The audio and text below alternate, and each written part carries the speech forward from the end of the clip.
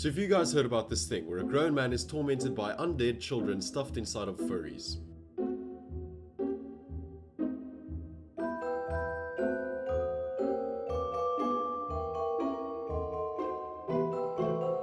Huh? When people hear you're going to watch the souls of children play inside of furries controlled by a twitchy old man, there is a high probability that they're going to call the authorities. However, knowing full well of the risks, I suffered through 109 minutes of mediocre storytelling, with the only things giving me a jolt of energy is MatPat saying his iconic line, you know, it's just a theory, Foxy singing his operatic opus,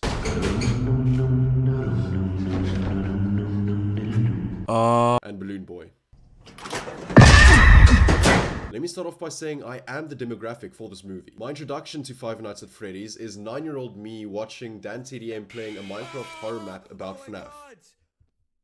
To my childish joy, I discovered that Five Nights at Freddy's is a full-blown horror game a few weeks later, and I was just overwhelmed with excitement. Ever since then, I was hooked. Jacksepticeye screeching, Markiplier becoming the king, and MatPat from the Game Theorist just simply theorizing. For the next 9 years, I followed every little bit of Five Nights at Freddy's content, absolutely loving it. The movie was meant for me. It should have put me on the edge, wondering when the next jump scare was coming.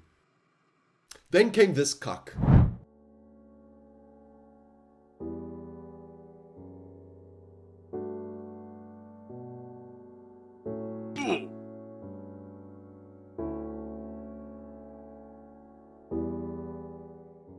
Huh? The only excuse for this scene is that the movie was made for kids. In that case, what the fuck is this? Huh? Blumhouse. I'm here to inform you that you cannot have Chompy Chomp and Awkward Building Fun Time in the same horror movie. Before I forget, you guys, there is something very crucial that you should remember to do.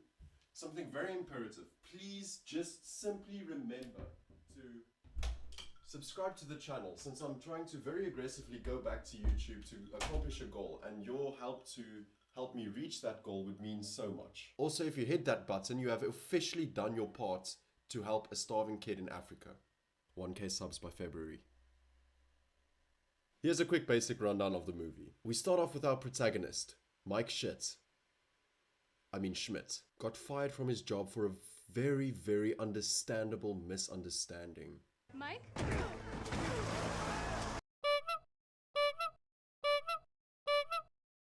So for some reason he has to find a new job. Career counselor man, who is very obviously the villain of the story, fucking shocker.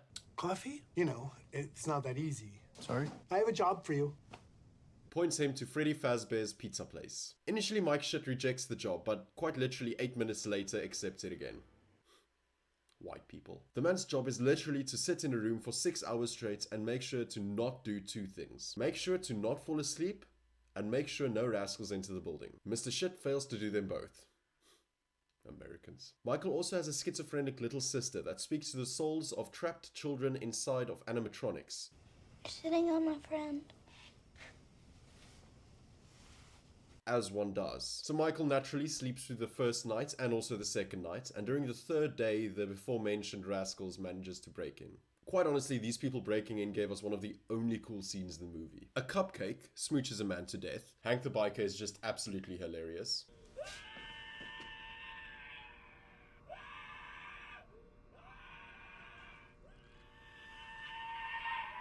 Hank, come on. And Foxy once again gives his iconic performance.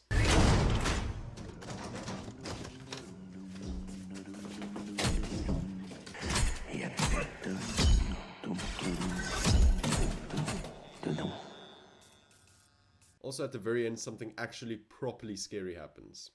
Warmer. Warmer.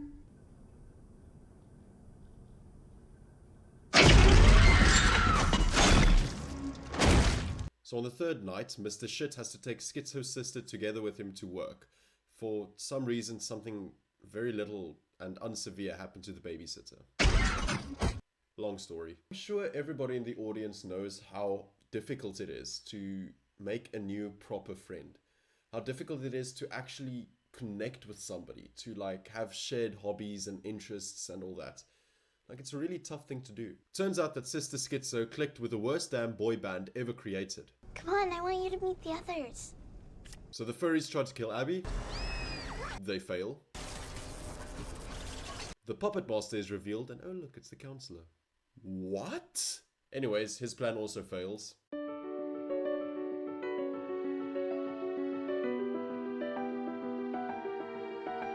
And I shit you not, the plan fails because Abby has a very special and unique talent. She can draw.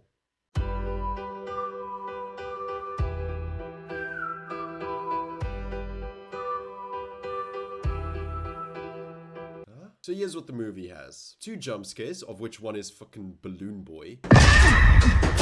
An obvious villain, a speechless lawyer, a headless woman, a building montage, and a protagonist that offers his sister up for dead just to be able to dream forever. Want Abby. Huh? Overall, we all knew 109 minutes was not enough to do the, 9 games of FNAF justice. There's just too much lore. I just finished a 9-hour video covering every bit of lore, and there's still things here and there that wasn't complete. I am very open to being wrong, and if I want one thing to come out of this video, it's for MatPat to notice me and give me a clap and a half. Don't worry, bro. I'll notice you. Point being, they didn't do justice to FNAF. They didn't do justice to a horror movie. I'm not saying not to watch the movie. It definitely is a very unique perspective on the whole series. I'm just saying go into it with the same expectation my 2nd grade karate sensei had of me. That expectation being...